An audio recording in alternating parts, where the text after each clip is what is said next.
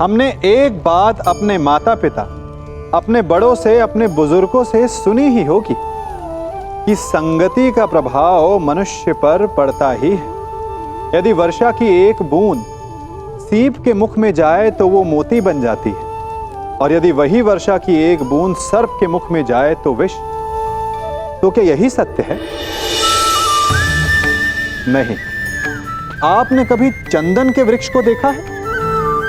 उस पर सर्प विचरण करते हैं, विषधर उससे लिपटे रहते हैं, परंतु फिर भी चंदन का वृक्ष विषैला नहीं होता। वो तब भी सुगंध देता है और पवित्र माना जाता है। तो इसका रहस्य क्या है कि वर्षा की बूंद पर संगति का प्रभाव पड़ता है और चंदन के वृक्ष पर नहीं? इसका रहस्य है आत्मबल। वर्षा की बूंद वातावरण के अनुसार स्वयं को बदल लेती है, इसीलिए उसकी संगति ही उसका प्रारब्ध बन जाती है। परंतु चंदन का वृक्ष अपना व्यक्तित्व, अपना गुण नहीं खोता। इसीलिए यदि आप में आत्मबल हो, आपका मन दृढ़ हो, तो बुरी से बुरी कुसंगति भी आपका कुछ नहीं बिगाड़ सकती।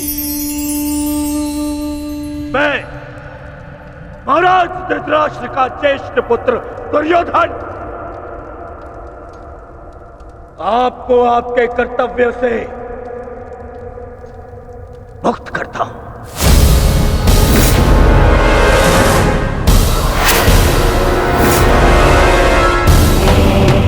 बताए क्यों पितामह? क्योंकि आपसे कहीं अधिक विश्वास मुझे मेरे मित्र कर्ण पर है, उसकी प्रबलता पर है। क्योंकि आपका हृदय तो सदैव पांडवों के हित में ही सोचता आया है।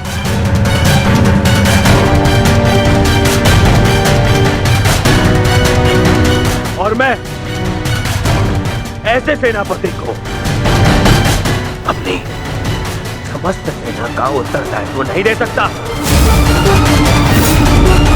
जो शत्रु है तुम्हें सोचता हो। यदि कर्ण इस युद्ध में भाग नहीं ले सकता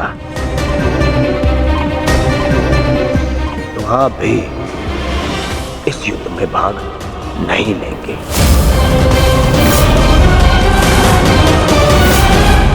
यदि तुम्हारा यह निर्णय है दुर्योधन, तो यही सही। मैं स्वयं को इस युद्ध से विरक्त घोषित करता हूं।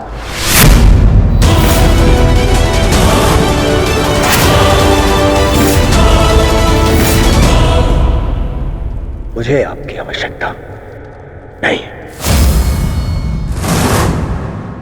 दुर्योधन, ये क्या कह रहे हो तुम? मूर्खता मत करो और मित्रता की मोह में नेत्रहीन ना बनो दुर्योधन। हमें कर्ण से अधिक पितामह की आवश्यकता है, समझ गए तुम?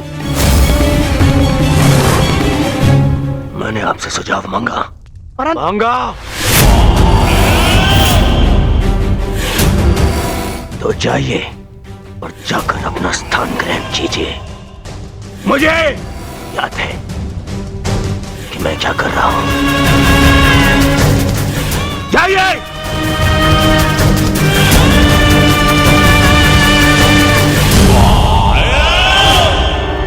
नहीं महामहिम, युवराज ने जो कहा क्रोध में आकर कहा। मैं इस विषय में उनसे बात करूंगा, सब ठीक हो जाएगा महामहिम। नहीं कौंतेय कर्ण, अब कुछ भी ठीक नहीं हो सकता। मेरी बात सुनिए महामहिम। मुझे एक सूत पुत्र की बात नहीं सुननी।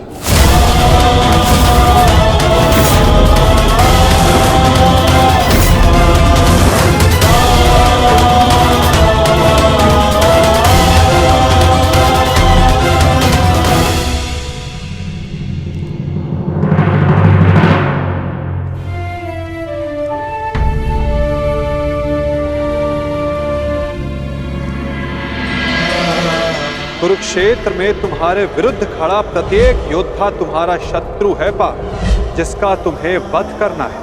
अन्यथा आज तुम भीष्म से भयभीत हो, कल तुम कर्ण से हो, परसों तुम ये कहोगे कि मैं आचार्य द्रोण का सामना कैसे करूं। यदि ऐसा ही रहा तो कैसे पूर्ण करोगे अपने साथ हुए अन्याय का प्रतिकार, कैसे लोगे पांचाली के अपमान का प्रतिशोध। क्या बात है आर्य, बड़ी गहन सोच में डूबे हुए हैं। कोई समस्या है? समस्या क्या है मैं नहीं जानता, परंतु एक विचित्र भय की अनुभूति हो रही है मुझे।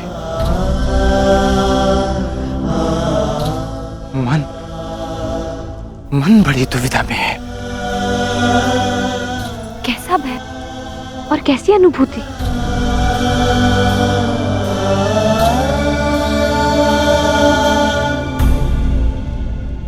मैं और मेरा मन इस दुविधा में है कि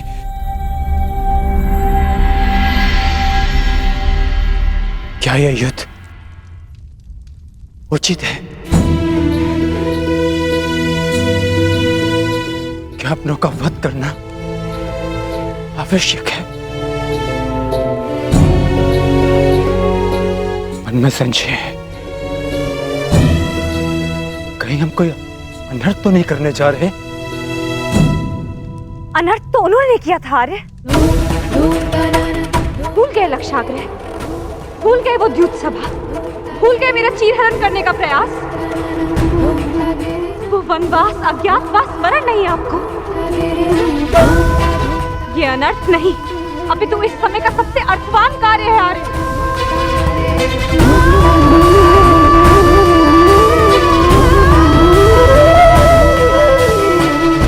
ये धर्म युद्ध है, उनके विरुद्ध जिन्होंने अधर्म किया और उनके विरुद्ध जो मौन रहकर इस अधर्म के साक्षी बने। ये एक प्रयास है आर्य, आने वाली पीढ़ियों के समक्ष एक उदाहरण प्रस्तुत करने का कि जो अधर्म करता है और जो चुप रहकर उसे होते हुए देखता है, वो दोनों ही नाश के भागी हैं।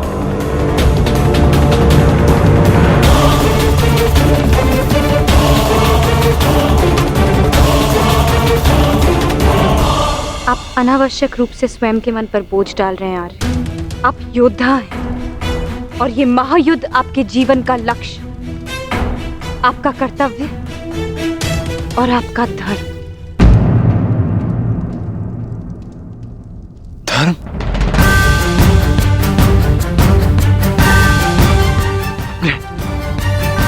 अपने पितामह पर शस्त्र उठाना कैसा धर्म है? गुरु का वध करना कैसा कर्तव्य? विराट युद्ध में जब यही लोग आपके विरुद्ध धनुष बाण ताने खड़े थे, तो क्या ये उनका कर्तव्य था?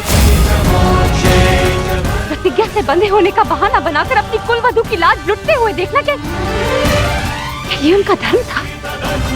और ये मत भूलिए आर्य, आचार्य द्रोण ने अपना प्रतिशोध पूरा करने के लिए पिताश्री के विरुद्ध आप सबको युद्ध में झोंक दिया था। अब तो अधर्म का प्रतिकार ले रहे हैं।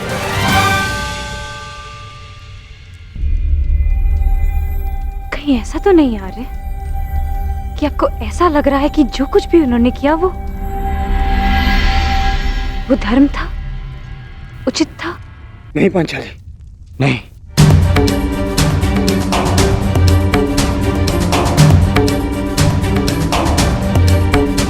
जो उन्होंने किया वो सर्वथा अनुचित था,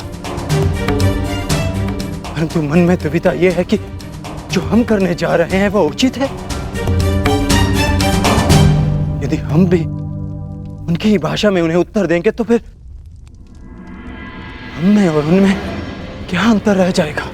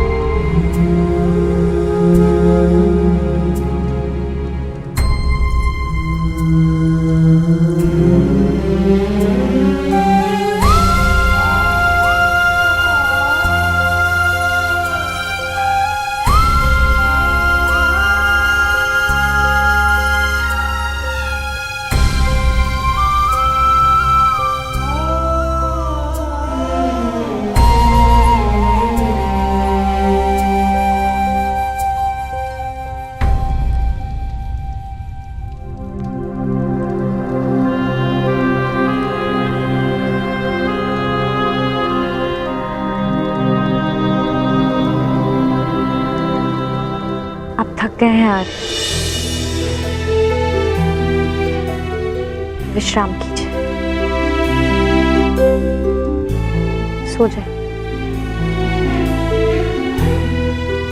सो जाऊं? कैसे सो जाऊं पांचाली, जबकि मुझे ज्ञात है कि कल प्रातः मुझे वाहन संधान करने हैं जो मेरे परिजनों को मृत्यु की नींद सुला देंगे।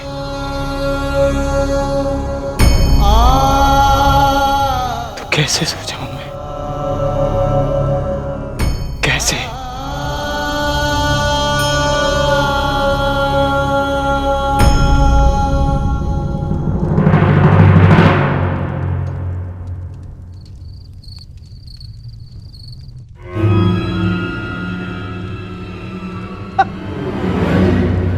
साम दाम दंड भेदेन अस्माकं विजयम निश्चितम।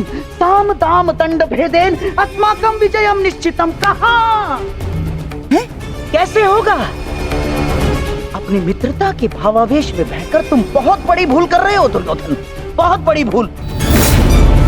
वो अंगराज अब वो कर्ण नहीं रहा जिसे अस्त्र बनाकर तुम पांडवों पर प्रयोग करना चाहते थे ना, जिसकी सारी शक्ति उसके कवच और कुंडल में थी, जो अब नहीं है, जिसके जाते ही कर्ण केवल और केवल मात्र एक साधारण योद्धा और एक साधारण धनुर्धारी रह गया है दुर्योधन।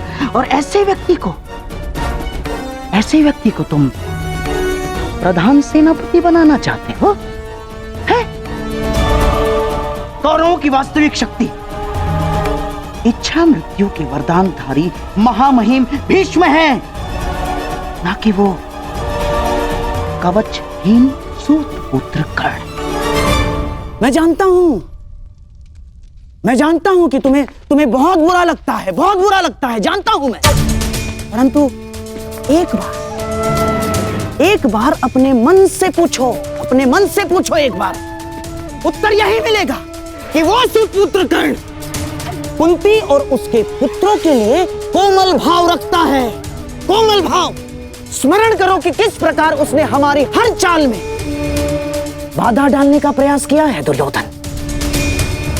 चाहे वो द्युत सभा हो या विराट युद्ध, हाँ, या फिर तुम्हारे जीजा श्री जयद्रथ का अपमान है। कर्ण सदैव उन पांडवों के पक्ष में रहा है, द्रोही है वो। अपने मन को टटोलो दुर्योधन, उत्तर मिल जाएगा तुम्हें। विश्वासघाती है तुम्हारा मित्र कर्ण, विश्वासघाती।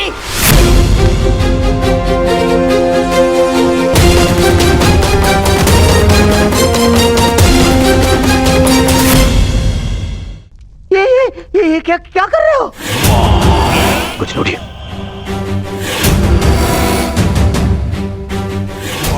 मैंने अपने मन को टटोल कर देखा तो स्वर से ये आया कि मेरा मित्र कर्ण पूर्ण रूप निष्ठावान है। एक और स्वर मन से निकला कि यदि मेरे मित्र कर्ण के ऊपर कोई भी उंगली उठाए तो उसे तोड़ देना।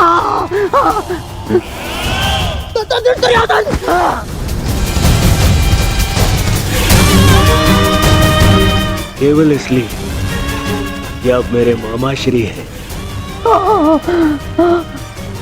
बार बार मेरे धैर्य की परीक्षा लेने का अधिकार नहीं मिल जाता। भविष्य में स्मरण रखना, जब मैंने अपने संबंधियों को क्षमा नहीं किया, उन्हें 5 गांव ना देकर इस महायुद्ध का आह्वान कर दिया, तो आपका नाश करने में मुझे एक क्षण भी नहीं लगेगा।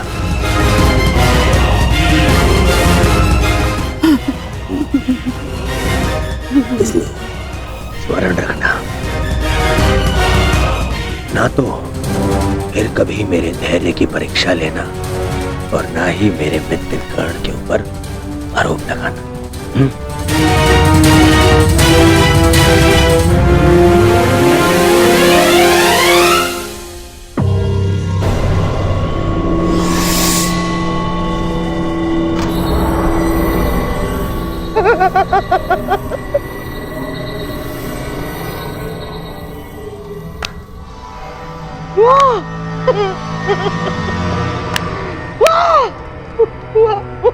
वाह! मेरे होने वाले सम्राट, वाह! आज तुमने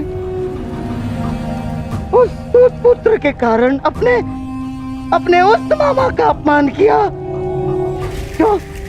जो अपना सब कुछ त्याग कर तुम्हारे हित के लिए,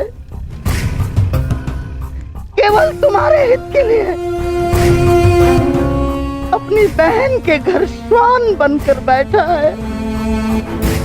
तुमने उस मामा का अपमान किया जिसने अपना श्वास, अपना ध्यान, अपनी आस, अपना अभ्यास सब कुछ न्योछावर कर दिया अपने होने वाले सम्राट के लिए। तुमने उस मामा का अपमान किया दुर्योधन, जिसने साम दाम दंड भेद, युक्ति कपट छल कुचक्र षड्यंत्र सबकी पराकाष्ठा कर दी। क्यों? अपने होने वाले सम्राट के लिए है? और तुमने उस मामा का अपमान किया उसके लिए जिसने अपना कवच और कुंडल उन पांडवों को दान में दे दिया। साधु मेरे होने वाले सम्राट, साधु।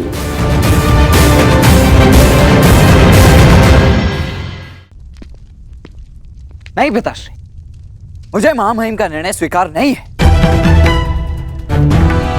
मुझे तो युवराज दुर्योधन का संदेह उचित प्रतीत होता है। हाँ, अवश्य महामहिम उन पांडवों की सुरक्षा चाहते हैं और वो जानते हैं कि जब तक आप युद्ध में उपस्थित रहेंगे तब तक पांडव सुरक्षित नहीं है।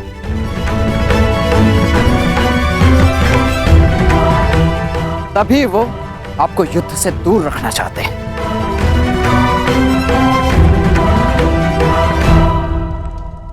जानता हूं मैं ये बात।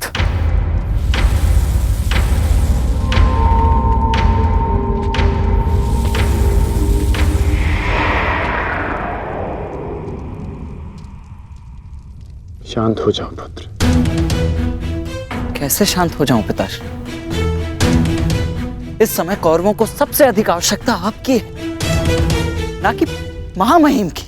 ये एक योद्धा नहीं, एक पुत्र बोल रहा है। युद्ध में योद्धा के बल से अधिक अनुभव का बल काम आता है। गंगापुत्र भीष्म को ऐसे ही महामहिम नहीं कहा जाता। स्वयं गुरु परशुराम भी उन्हें परास्त नहीं कर पाए थे। आओ मेरे साथ।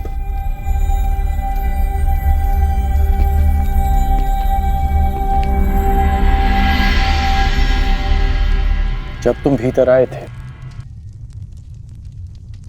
तो बाहर कौन था?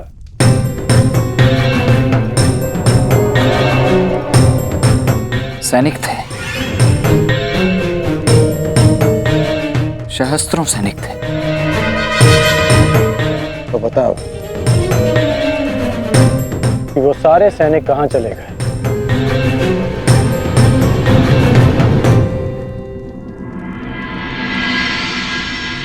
हस्तिनापुर में चारों ओर यह सूचना फैल रही है कि महामहिम कौरव सेना का नेतृत्व नहीं करेंगे। सारे सैनिक अपने अपने सेना नायकों के पास इस बात की पुष्टि करने के लिए गए हैं। और यदि यह निश्चित हो गया कि महामहिम कौरव सेना का नेतृत्व नहीं करेंगे तो युद्ध से पूर्व ही कौरवों का अधिकतम बल युद्ध से विरक्त हो जाएगा।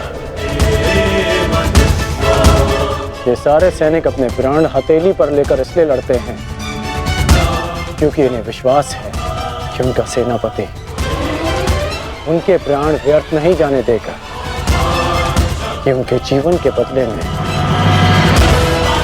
उन्हें विजय मिलेगी। इसलिए पुत्र, दुर्योधन को मेरे बदले मां महीम को चुनना चाहिए, क्योंकि मां महीम के पास सेना का विश्वास है।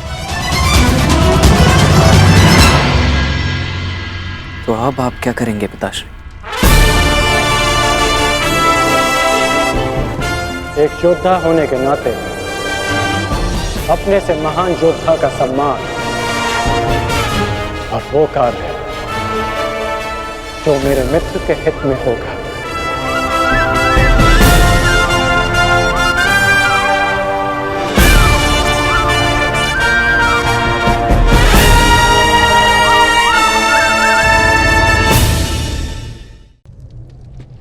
सिंह को जंगल का राजा कहते हैं।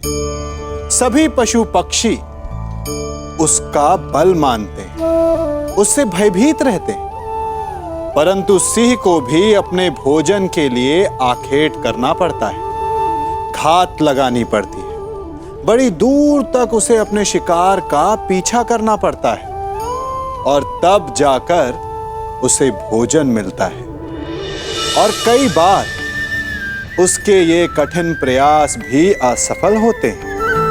यदि सिंह ये सोचकर बैठ जाए कि मैं तो वन का राजा हूं, मेरा भोजन स्वयं मेरे मुख में आकर गिर जाए, तो वो भूखे मर जाएगा। क्या समझे?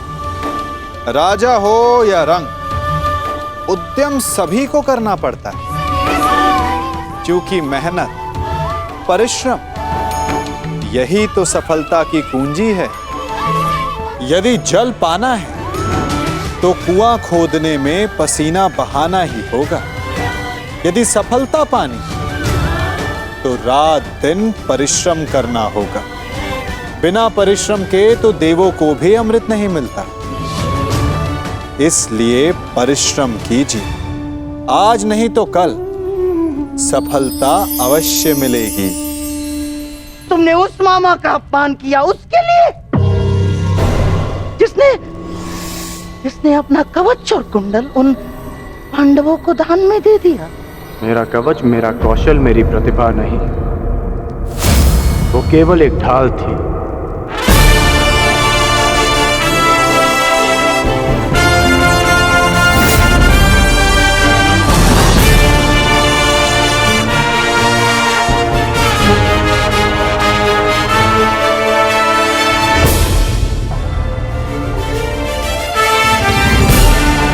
वो दुर्योधन की ढाल मैं हूं, मेरी मित्रता है,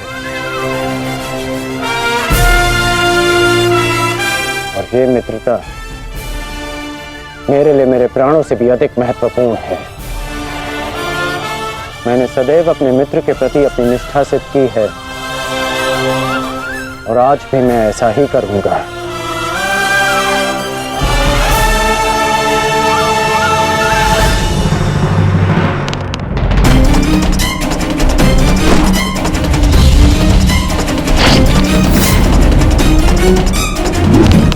कुरुक्षेत्र में तुम्हारे विरुद्ध खड़ा प्रत्येक योद्धा तुम्हारा शत्रु है पार्थ, जिसका तुम्हें वध करना है। ये धर्म युद्ध उनके विरुद्ध जिन्होंने अधर्म किया। अन्यथा आज तुम भीष्म से भयभीत, भूल गए लक्षाग्रह, कल तुम कर्ण से हो, भूल गए वो द्यूत सभा, परसों तुम ये कहोगे कि मैं आचार्य द्रोण का सामना कैसे करूं? भूल गए मेरा चीरहरण करने का प्रयास। यदि ऐसा ही रहा तो कैसे पूर्ण करोगे अपने साथ हुए अन्याय का प्रतिकार? कैसे लोगे पांचाली के अपमान का प्रतिशोध? कुरुक्षेत्र में उनके विरुद्ध जिन्होंने अधर्म का प्रतिशोध।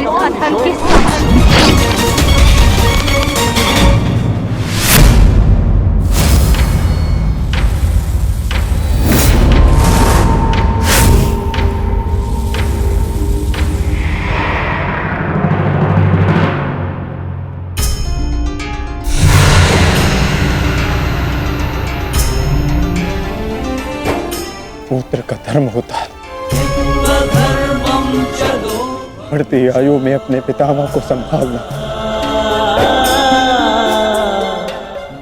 मैं युद्ध क्षेत्र में मैं कैसे गिरा सकता हूं? जिन्होंने मुझे धनुष उठाना सिखाया, जिनके कारण आज मैं सर्वश्रेष्ठ धनुर्धर हूं, उन गुरु द्रोण पर बाण संधान कैसे कर सकता हूं मैं? जीवन में पहली बार आज मेरे हाथ कांप रहे हैं, अर्थात ये सब ठीक नहीं, ये सब ठीक नहीं।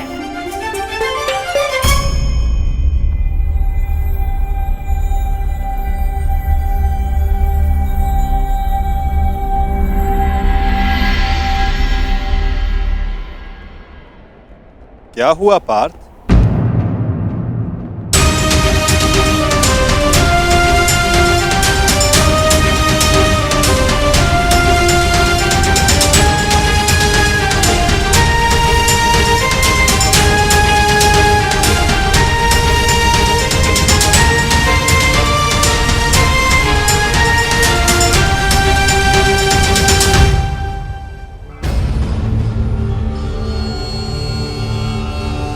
जो अपने दृढ़ संकल्प और अचूक लक्ष्य भेदन के लिए जाना जाता है, जो केवल शब्द सुनकर उसका लक्ष्य भेद कर सकता है, आज वही अर्जुन विचलित है या उसके बाण विचलित है? पार्थ, कुछ कहना चाहते हो? यदि तुम्हारे मन में कोई संदेह, कोई संकोच है, तो उसे अपने सखा से बांट सकते हो। नहीं माधव, ऐसा कुछ नहीं है। आज कुछ अधिक ही थक गया हूं मैं, कदाचित इसीलिए। बड़ी विचित्र बात है, जो अर्जुन इतने वर्षों की कठिन तपस्या में नहीं थका,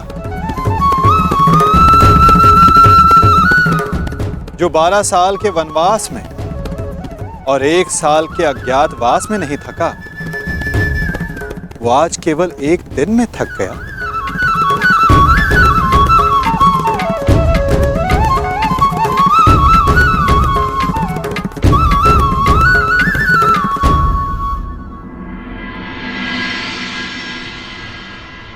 कोई बात नहीं पार्थ, असाधारण मनुष्यों के जीवन में विचित्र कथाएं होती ही रहती हैं।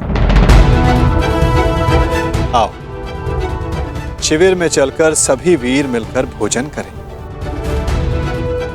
कल से युद्ध प्रारंभ होने वाला है पार्थ। किसे ज्ञात किसके साथ दोबारा भोजन करने का अवसर ही ना मिले।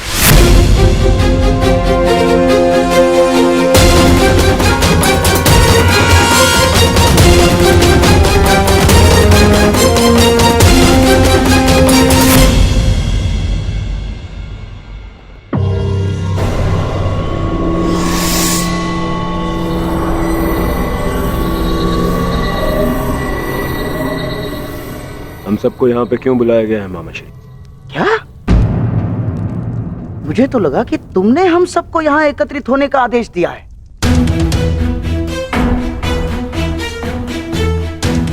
कल आरंभ हो रहे युद्ध के निर्देश देने के लिए।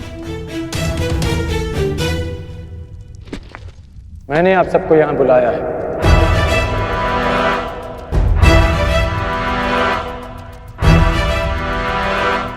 पधारने के लिए धन्यवाद। परंतु तुमने हमें यहाँ क्यों आमंत्रित किया है कर्ण? बताता हूं मित्र, पहले सभा पूर्ण हो जाए।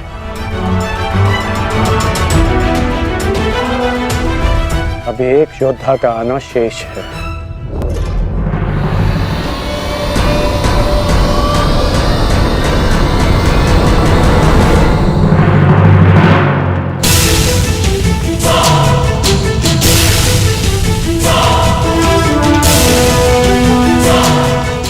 इससे पूर्व कि किसी के भी मन में कोई विचार उत्पन्न हो, मैं बता देना चाहता हूं कि मेरे यहां आने का कोई उद्देश्य नहीं।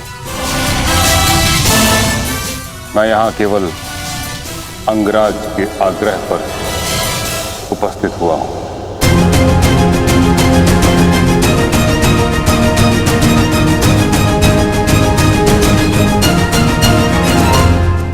पर मैं जानना चाहता हूं इस सभा को बुलाने का उद्देश्य क्या है मित्र?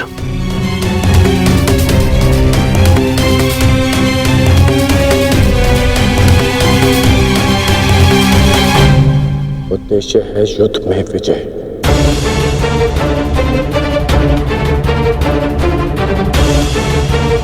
तुम अपने मित्र मोह में आकर बहुत बड़ा अनर्थ करने जा रहे थे, और एक सच्चा मित्र होने के नाते मैं तुम्हें ये अनर्थ नहीं करने दूंगा।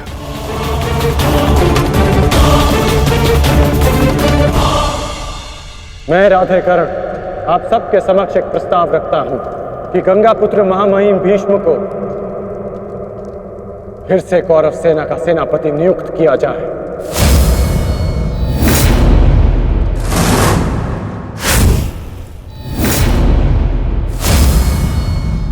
और ये घोषणा करता हूं कि जब तक महामहिम भीष्म इस युद्ध भूमि में सेना का नेतृत्व करेंगे, ये राधेकरण युद्ध भूमि में नहीं आएगा।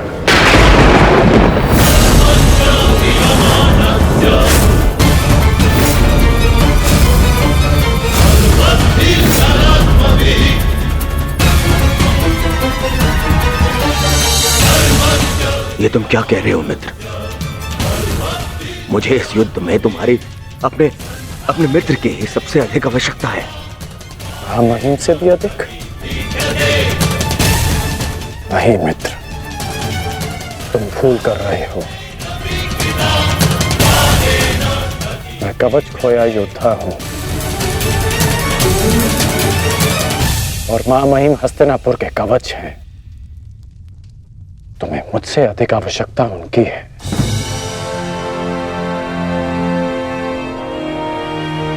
मैं स्वीकार करता हूं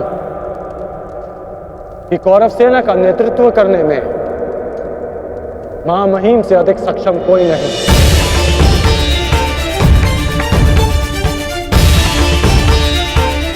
मैं भी नहीं।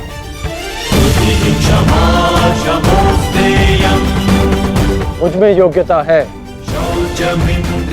परंतु महामहिम अपने विवेक, धर्म और शौर्य के लिए जाने जाते हैं, और इनके विवेक का मैं भी सम्मान करता हूं। यदि महामहिम मुझे युद्ध से दूर रखना चाहते हैं, तो अवश्य इसके पीछे कोई महत्वपूर्ण कारण होगा जिसमें सबका हित होगा।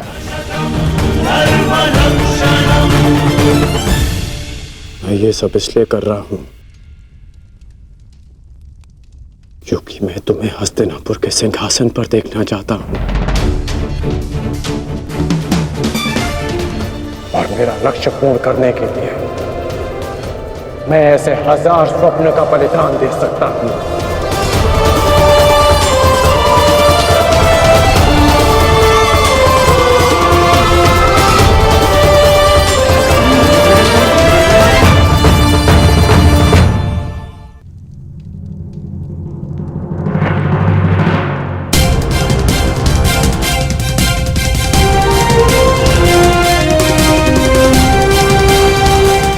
आपके बिना कौरवों की विजय संभव नहीं। अपना पद स्वीकार करें।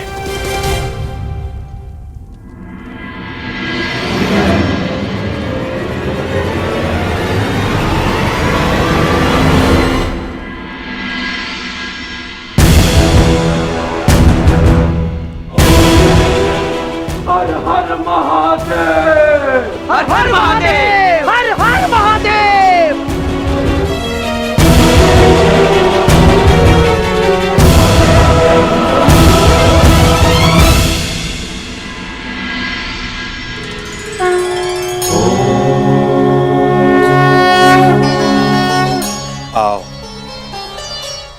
हम साथ मिलकर ये अमृत तुल्य भोजन ग्रहण करें, हमें शक्ति मिले, हमारा तेज एक होके बढ़े।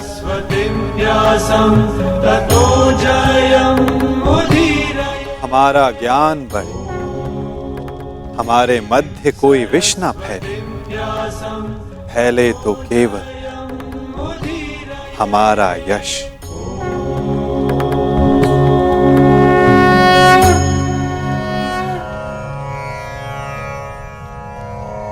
ओम सहना भवतु। ओम सहना भवतु।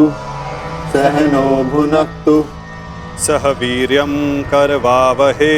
सह वीर्यं करवावहे। तेजस्विनाय धीमस्तु। तेजस्विनाय धीमस्तु। मा विद्विषावहि। मा विद्विषावहि। ओम शांति शांति शांति।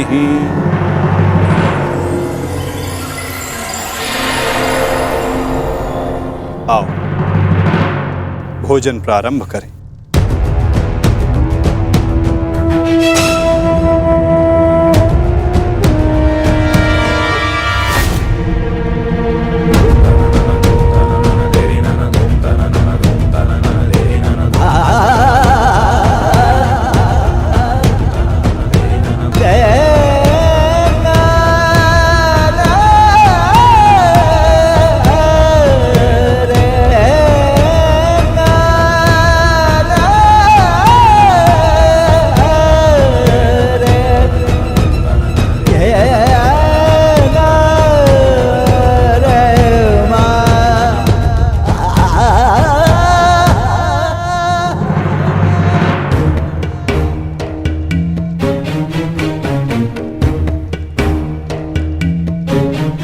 पिताश्री, रात्रि गहरी हो चुकी है, आपको विश्राम कर लेना चाहिए।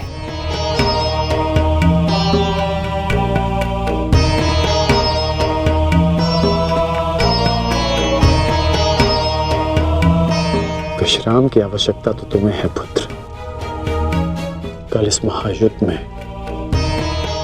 तुम्हें अपना कौशल दिखाने के लिए प्रस्तुत जो होना है। कल मेरे लिए बहुत बड़ा दिन है कि मेरा पुत्र इतिहास के सबसे बड़े महायुद्ध में पदार्पण करेगा।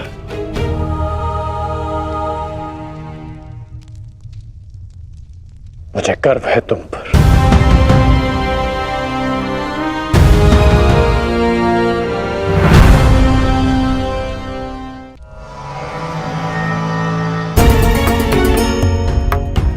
सब कुशल पार्थ? मैं तुम्हारे साथ हूं पार्थ। परंतु युद्ध में तो आप शस्त्र नहीं उठाएंगे। युद्ध में तो मैं अकेला ही रहूंगा माता। और यदि इस युद्ध में मैं तुम्हारे साथ उपस्थित रहा तो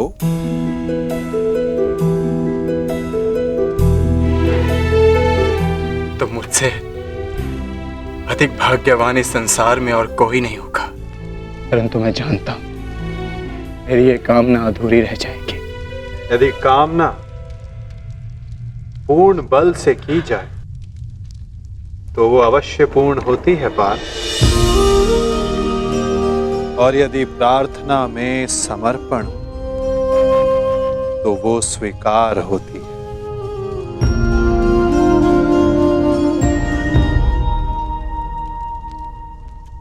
मैं आप सबके समक्ष एक घोषणा करना चाहता हूं। मैंने प्रण लिया है कि इस युद्ध में शस्त्र नहीं उठाऊंगा, परंतु बिना शस्त्र उठाए भी मैं इस युद्ध में सहायक रहूंगा। मैं वासुदेव कृष्ण ये घोषणा करता हूं कि इस महायुद्ध में मैं उस योद्धा का मार्गदर्शन करूंगा जिसे इस युद्ध की दिशा निर्धारित करनी है। ये युद्ध एक यात्रा है और इस युद्ध की यात्रा में मैं अर्जुन का सहयात्री बनूंगा। मेरे हाथ इस युद्ध में अस्त्र भले ही ना थामे, परंतु अर्जुन के रथ के अश्वों की रास से अवश्य थामेंगे। मैं इस महायुद्ध महारथी अर्जुन के सारथी की भूमिका निभाऊंगा।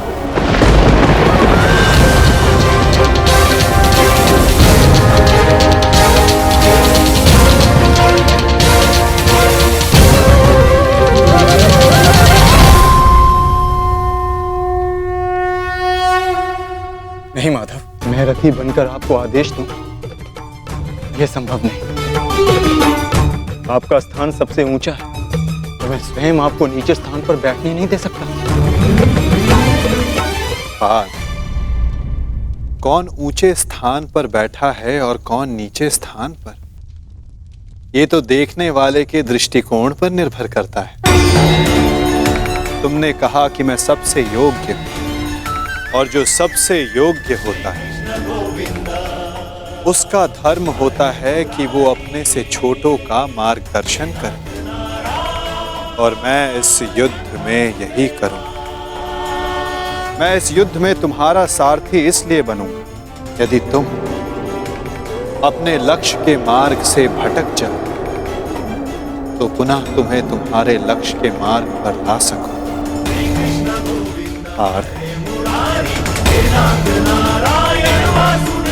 मुझ पर विश्वास है ना? निष्ठा है माधव।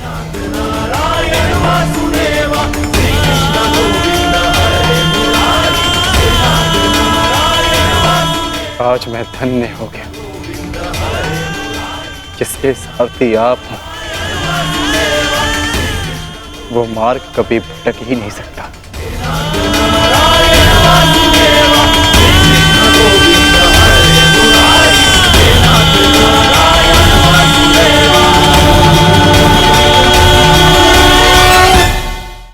देख रहे हैं इसे? ये बड़ा भयंकर अस्त्र है। अब आप कहेंगे कि ये छोटी सी धातु भला किस काम की? आप चाहें तो इस धातु से वस्तुएं जोड़ लें, या फिर चोट भी खा सकते हैं। ये एक धातु लकड़ी के दो पट्टों को एक करके जोड़ सकती है, या फिर आपके शरीर में लग जाए या चुभ जाए तो आपको बहुत बड़ा घाव भी दे सकती है। इसलिए एक बात सदा स्मरण रखें, कोई भी वस्तु छोटी या बड़ी नहीं होती, सबका अपना महत्व होता है। यदि आपको स्वयं बड़ा बनना है तो कभी किसी को छोटा समझने की भूल ना करें। यदि छोटों का साथ लिया तो आप स्वयं बड़े बन जाएंगे, और यदि उनका तिरस्कार किया तो इस धातु की भांति चुभकर वो आपका मार्ग भी रोक सकते हैं। पिताश्री, मैं जाने से पूर्व आपको एक वचन देना चाहता हूं। वचन कि आपका गर्व बढ़ेगा और सर नीचा होगा उन लोगों का जिन्होंने आपको इस युद्ध में प्रवेश करने से रोका। मैं आपकी तुलना करने में भले ही समर्थ नहीं, परंतु शत्रु मेरी तुलना आपसे अवश्य करेंगे पिताश्री।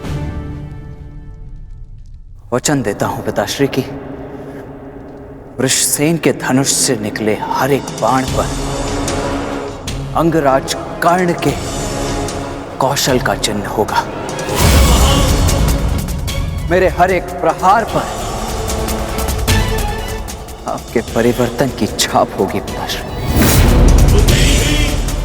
आपका कवच भले ही शत्रुओं ने आपसे छीन लिया हो पिताश्री, परंतु मैं शत्रुओं के एक एक वार पर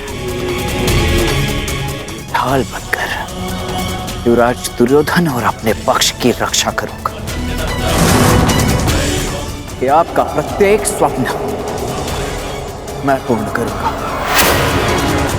या पूर्ण करने के प्रयास में वीर गति को प्राप्त हो जाऊंगा।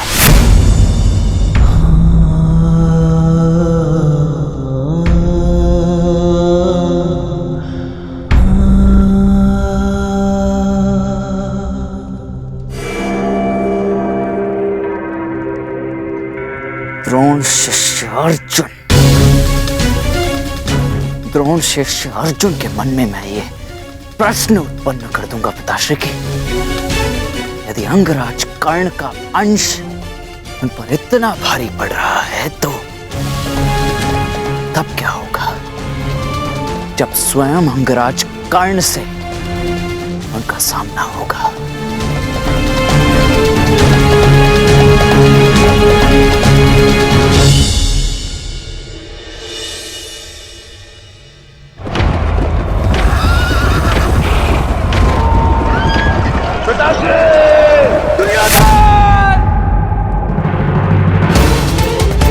महाराज, महाराज, क्या हुआ महाराज?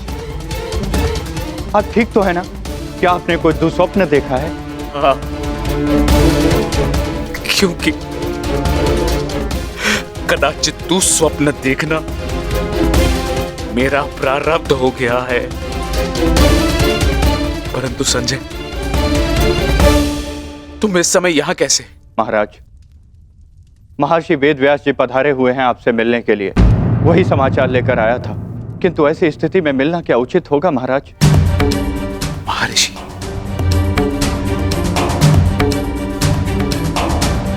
अवश्य ही कुछ उचित सोचा होगा, तभी पधारे हैं। उन्हें सादर अंदर ले आओ संजय। जैसी आज्ञा महाराज।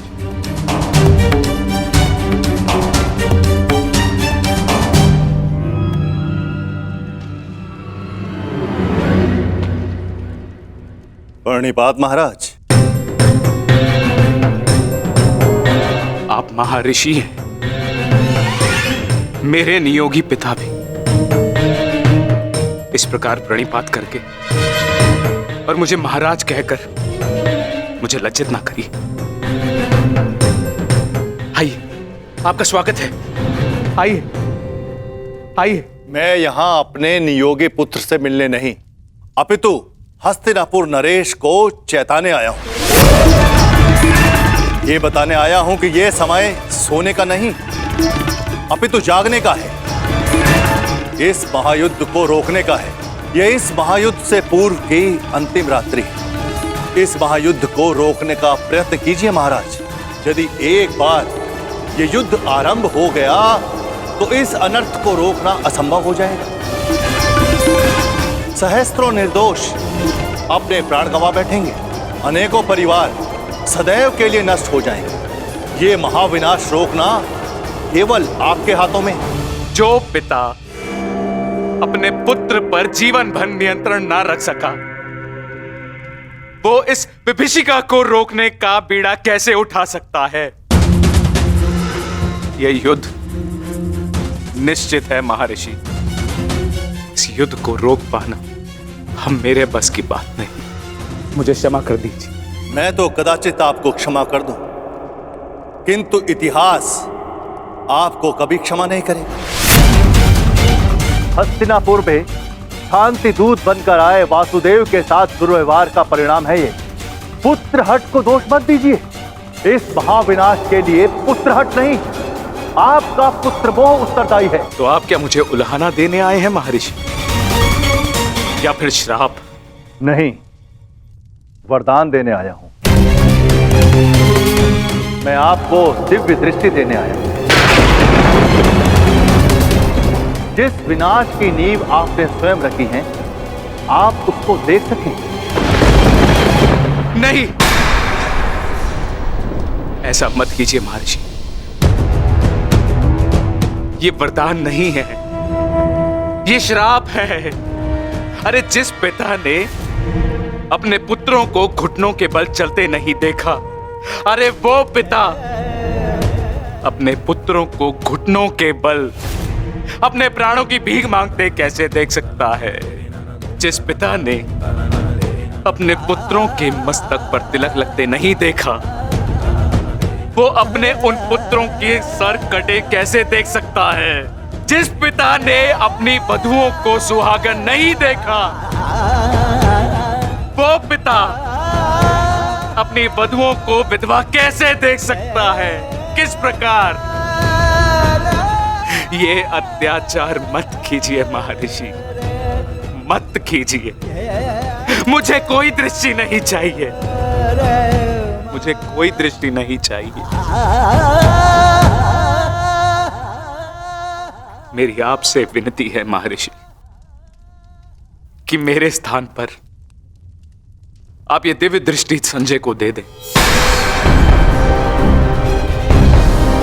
ताकि संजय मुझे इस युद्ध के समाचार के साथ साथ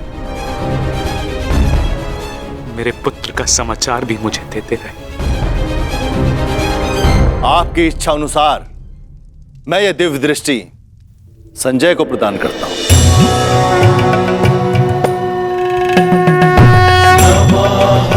पुराणकाराय व्यासाय जयकारिणे भरताख्येन दीप्तेन विश्वं येन प्रकाशितम्।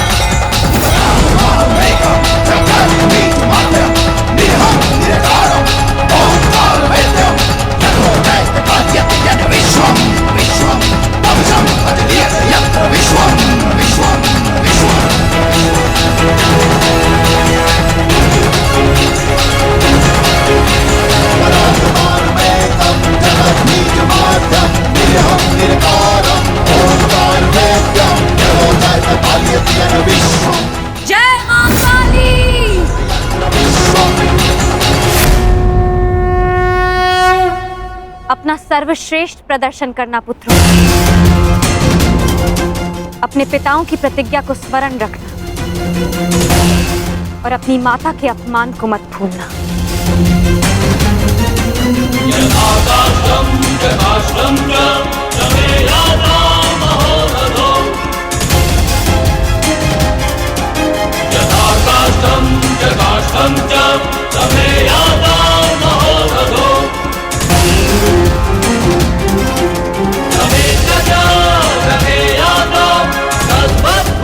विजय हमारी होगी।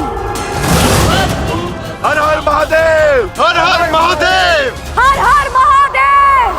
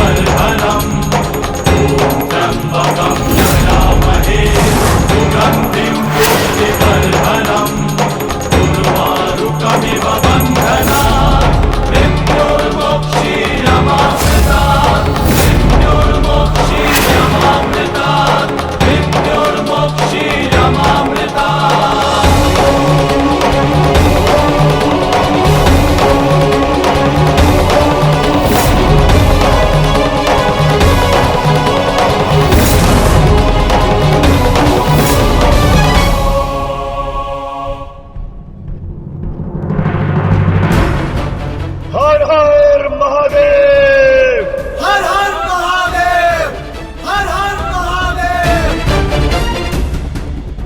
हर हर महादेव, हर हर महादेव, हर हर महादेव, हर हर महादेव, हर हर महादेव। स्मरण रहे पुत्र, अब इस युद्ध भूमि में तुम्हारे विरोध में जो भी हो उससे तुम्हारा कोई संबंध नहीं। तुम्हारा संबंध केवल तुम्हारे कर्तव्य और तुम्हारे लक्ष्य से है। यदि मेरे स्थान पर आप होते तो क्या आपके लिए ये स्वीकार कर लेना इतना ही सरल होता पिताश्री? सत्य कहूं तो सरल नहीं होता, विशेषकर तब जब मुझे ज्ञात हो गया है कि पांडवों से मेरा रक्त संबंध है, किंतु पुत्र, मैंने सदैव एक बात को माना है कि आपको आपके वचन पर अडिग रहना चाहिए। तुमने युद्ध चुना है, परंतु युद्ध क्या परिणाम चुनेगा ये उसका अधिकार है। तुम्हारा अधिकार केवल अपने कर्म और अपने कर्तव्य पर है। इस युद्ध में अपना सर्वश्रेष्ठ प्रयास करना।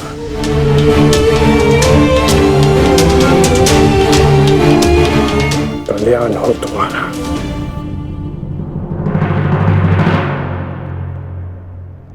हर हर महादेव!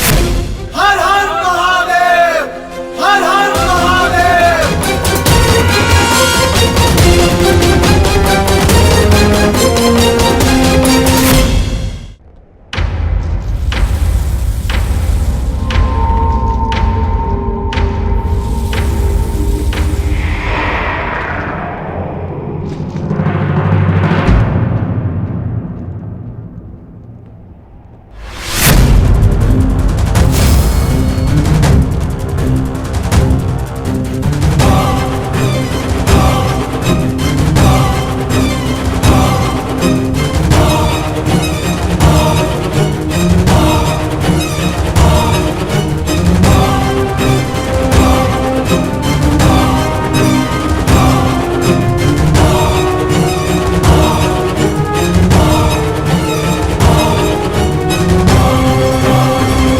मुझे तुम्हारी प्रतीक्षा रहेगी मित्र, और मुझसे भी अधिक इस भूमि को तुम्हारी प्रतीक्षा रहेगी कि कब अंगराज जैसा वीर अपने चरण रखकर इसे महान बनाए।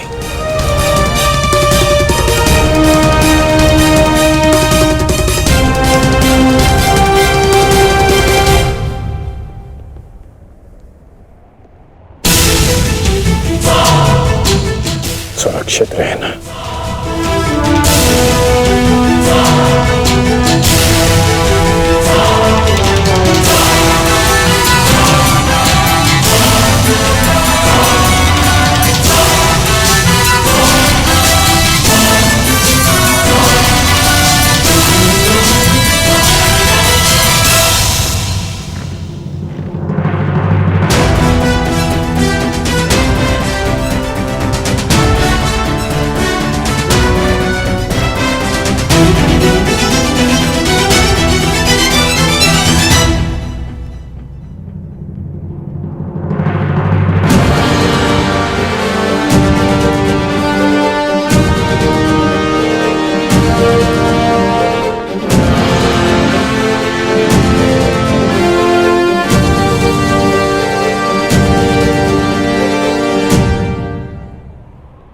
प्रणिपात माता।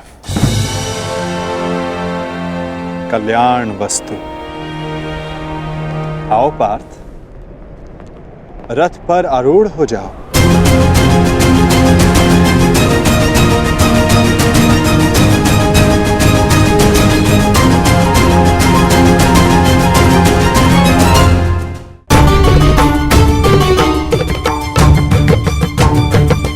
किस संशय में हो धनंजय, विचरण करने का समय जा चुका है।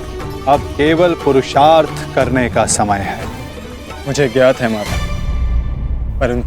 किंतु परंतु मोल भाव, ये लक्षण व्यापारियों के होते हैं पार्थ। धर्म युद्ध के योद्धाओं के लिए ये शब्द निरर्थक हैं।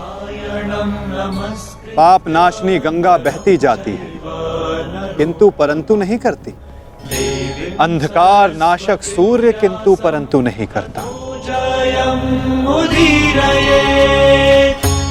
और अधर्म का नाश करने को सज्ज अर्जुन की तुनीर में भी इन संदेहों का कोई स्थान नहीं। तुम्हारा सारथी युद्ध में तुम्हारा मार्गदर्शन करने को सज्ज है पार्थ। आओ, अपना स्थान ग्रहण करो।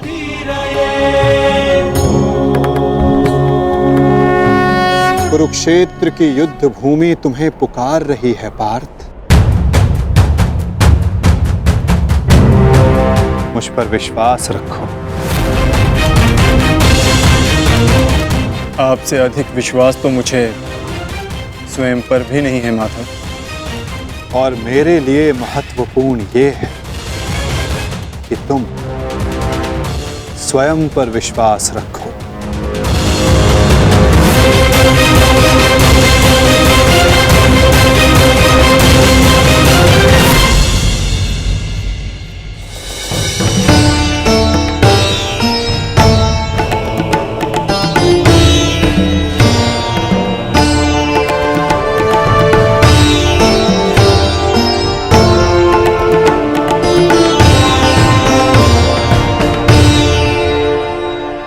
कुछ भूल तो नहीं रहे हो पार्थ?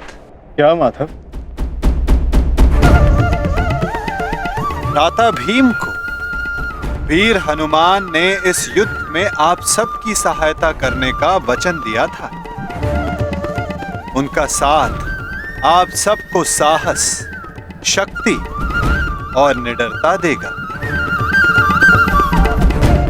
बजरंग बली का आवाहन करो पार्थ।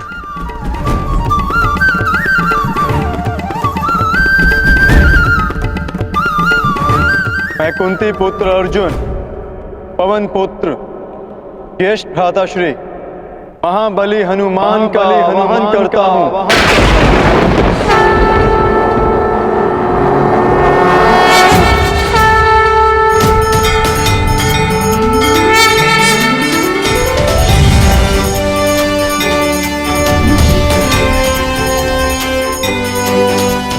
हे महाबली हनुमान, मेरे रथ के ध्वज पर विराजमान हुई है। अंजनी गर्भ संभूता कपिंद्र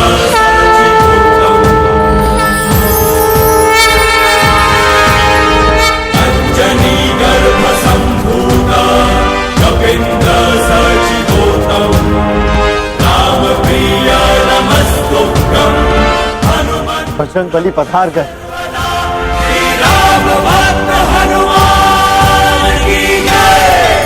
महाबली हनुमान की जय। बजरंग बली हनुमान की जय।